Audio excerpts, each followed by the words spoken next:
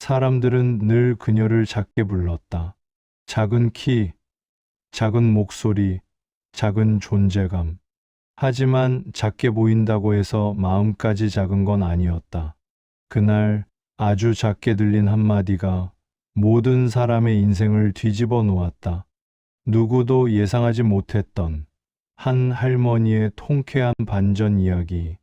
이제 그 이야기를 시작한다. 새벽 5시, 아직 동네가 잠들어 있을 시간. 불레는 이불 끝을 정리하고 일어난다. 벽식의 초침이 귓가에 찰싹 붙어 있는 듯 고요한 새벽이다. 그녀는 먼저 마당으로 나와 바람을 맞는다. 오늘도 살았구나. 혼잣말처럼 내뱉은 말에 하얀 입김이 피어오른다. 부엌으로 들어와 쌀을 씻고 냄비에 물을 올린다. 팔팔 끓는 물 속에 고등어를 넣고 간장을 붓는다. 그녀는 늘 같은 반찬을 만든다.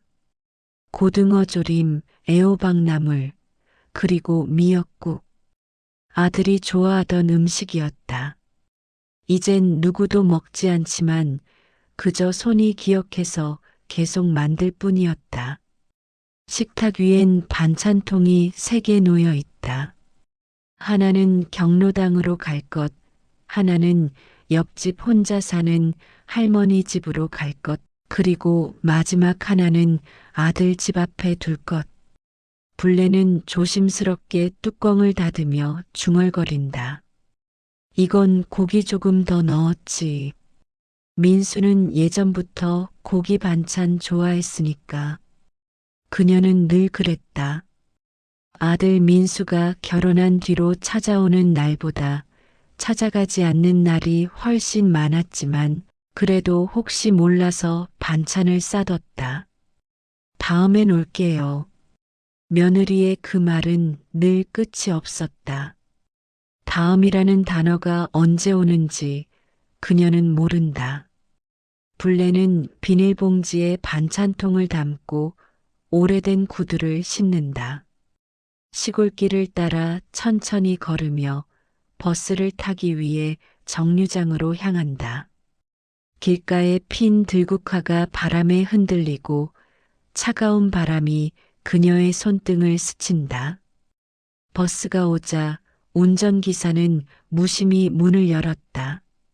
어머니 또 나가시네. 아들네 가세요?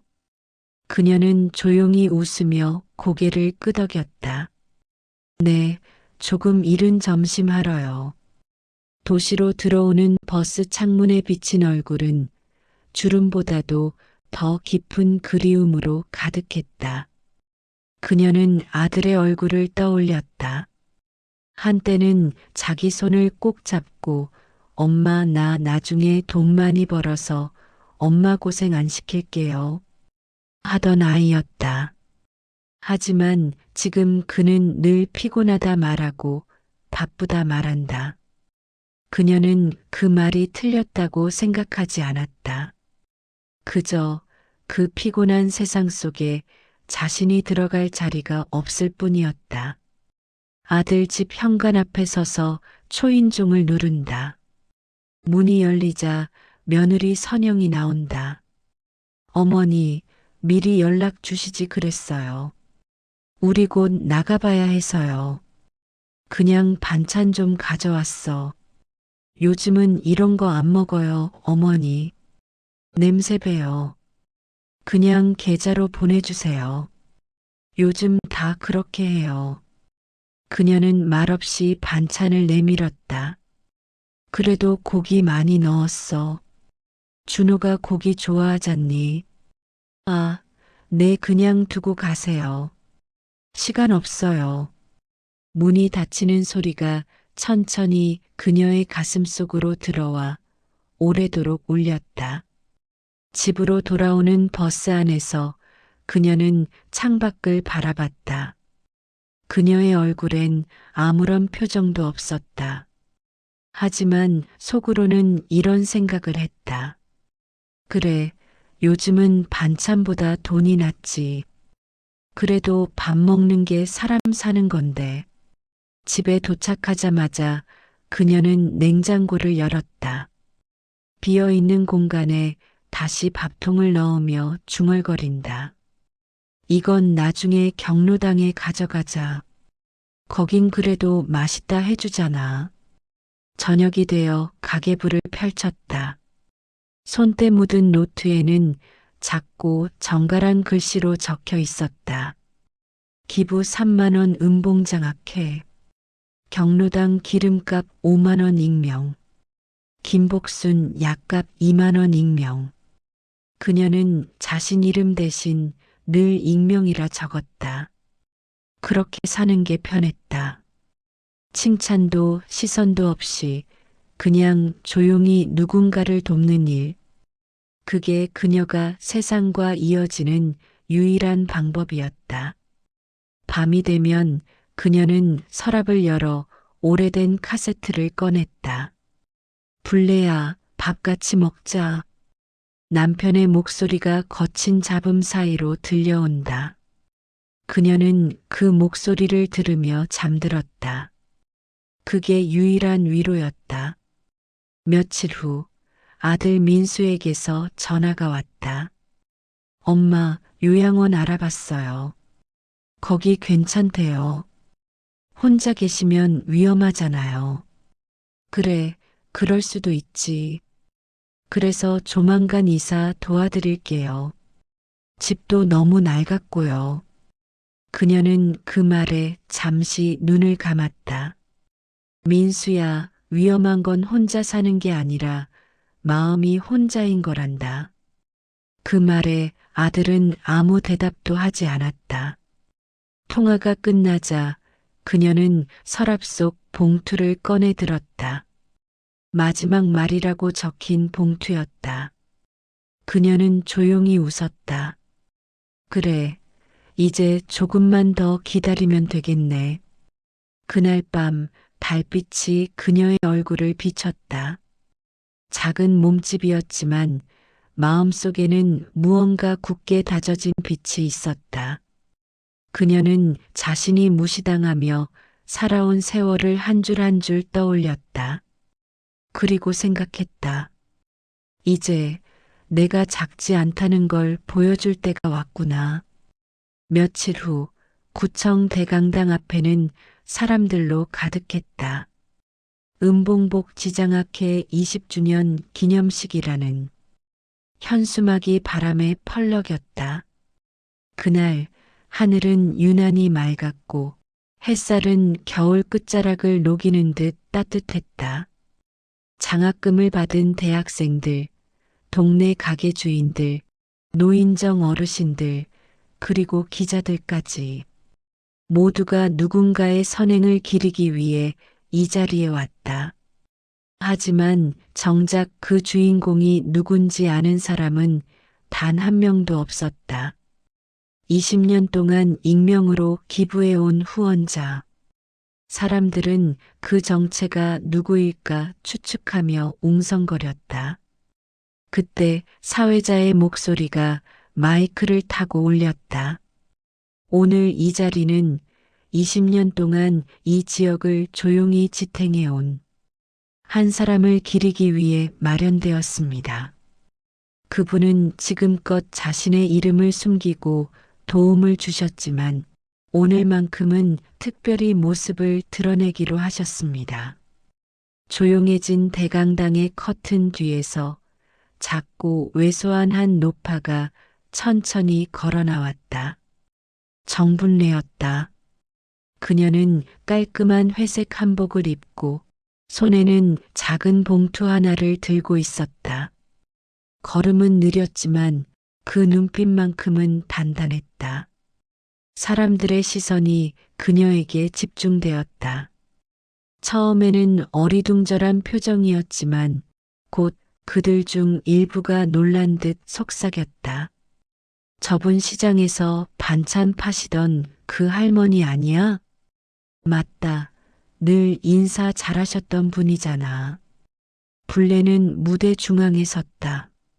마이크가 그녀의 입 가까이 다가오자 살짝 미소를 지었다.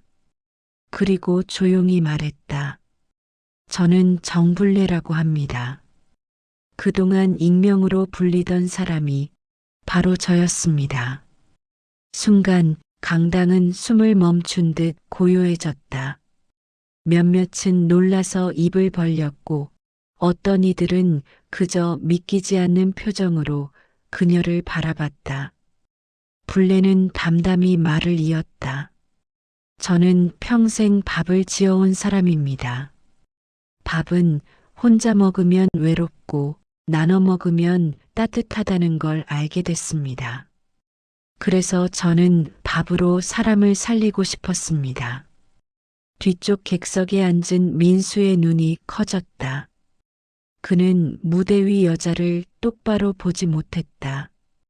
자신이 요양원에 보낼 생각을 했던 바로 그 어머니였다. 그녀가 이런 일을 해왔다는 걸 한 번도 상상하지 못했다. 불레는 천천히 봉투를 열었다. 그 안에는 오래된 장부 몇 건이 들어 있었다. 이건 제가 지난 20년 동안 써온 노트입니다. 누구에게 얼마를 빌려주었는지, 누가 어떤 사정이 있었는지 다 적혀 있습니다. 하지만 이 노트엔 제 이름이 없습니다. 늘 익명으로 남겼습니다. 장부가 스크린에 비춰지자 숫자들이 하나둘 드러났다. 2007년 동네 분식집 임대료 지원 익명, 2011년 장학금 50만 원 익명, 2018년 독거노인 난방비 30만 원 익명. 사람들은 놀라움에 숨을 죽였다. 그 작은 시장통의 할머니가 이런 일을 해왔다는 사실이 믿기지 않았다. 불레는 말을 이었다. 어떤 사람은 물었습니다. 왜 이름을 안 밝히냐고요. 하지만 저는 그게 더 편했습니다. 고맙다는 말을 들으면 그 다음부터는 부담이 되잖아요. 그냥 조용히 하고 싶었습니다. 그게 제 성격이고 제 방식이었으니까요. 그녀는 객석을 천천히 바라봤다. 어디선가 눈물을 훔치는 사람들이 보였다.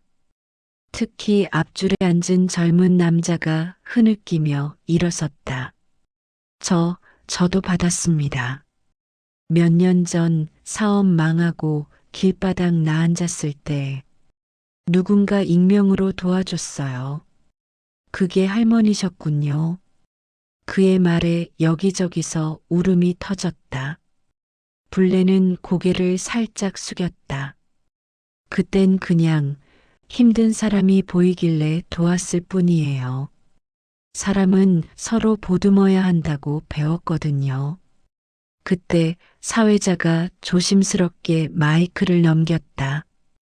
정불례 어르신, 구청과 시에서는 어르신의 공로를 기리기 위해 감사패를 드리려 합니다. 사회자의 말이 끝나자 박수가 터져나왔다. 그녀의 손에는 빛나는 감사패가 전달됐다. 불레는 두 손으로 그것을 조심스럽게 받았다. 작은 체구지만 그 순간만큼은 무대 위에 그 누구보다 커 보였다. 그녀는 다시 마이크를 들었다. 저에게는 오늘 한 가지 더 남은 말이 있습니다. 이건 제 가족에게 하는 이야기입니다. 객석 뒤쪽에서 민수가 움찔했다. 그는 손을 꼭 쥐었다. 그의 옆에는 아내 선영과 여동생 미정이 앉아 있었다. 세 사람의 표정에는 긴장과 죄책감이 섞여 있었다. 민수야, 미정아, 그리고 선영 씨. 나는 너희가 바쁘다는 거 이해했어. 세상이 얼마나 힘든지 나도 알아. 그래서 원망하지 않으려 했단다. 그런데 어느 날 문득 이런 생각이 들었어. 나는 언제부터 가족 밥상을 잃었을까? 그녀의 목소리는 떨리지 않았다. 오히려 잔잔했고 따뜻했다. 내가 반찬통을 싸서 문 앞에 놓고 왔을 때 혹시라도 내가 먹었을까, 냄새가 좋았을까, 그런 생각을 하며 밤을 지새웠단다. 그런데 나중에 들었지. 냄새 난다고 버렸다고.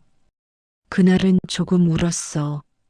하지만 그 눈물이 미움 때문은 아니었단다. 그냥 내가 아직 사랑하고 있구나 싶어서 울었어. 민수의 눈가가 붉어졌다. 그는 입술을 깨물며 시선을 내렸다. 선영도 손수건을 꺼내 눈물을 닦았다. 불레는 이어 말했다. 그래서 오늘 내가 남긴 걸 조금 나누려 해. 이 집, 예금, 그리고 내가 가진 작은 땅 문서들. 절반은 은봉복지장학회에 기부하겠어요. 나머지 절반은 너희에게 줄게. 하지만 조건이 하나 있단다. 사람들은 숨을 죽였다. 그녀는 단호하게 말했다. 매달 마지막 일요일 가족이 함께 밥을 먹을 것. 3번 연속 빠지면 그 몫은 전부 경로식당으로 간다. 순간 객석 여기저기서 웃음과 박수가 터졌다. 하지만 그 안에는 울음도 섞여 있었다. 불레는 웃으며 말을 이었다. 나는 너희에게 돈보다 밥을 남기고 싶었어.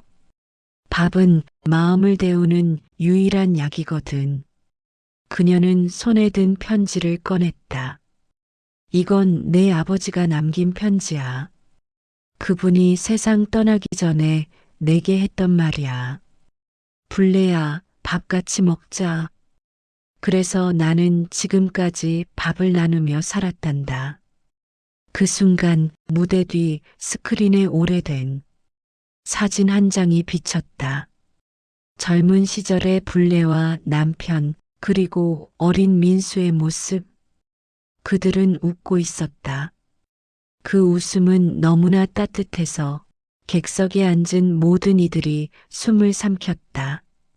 민수는 자리에서 일어나 어머니를 바라봤다. 그는 떨리는 목소리로 말했다.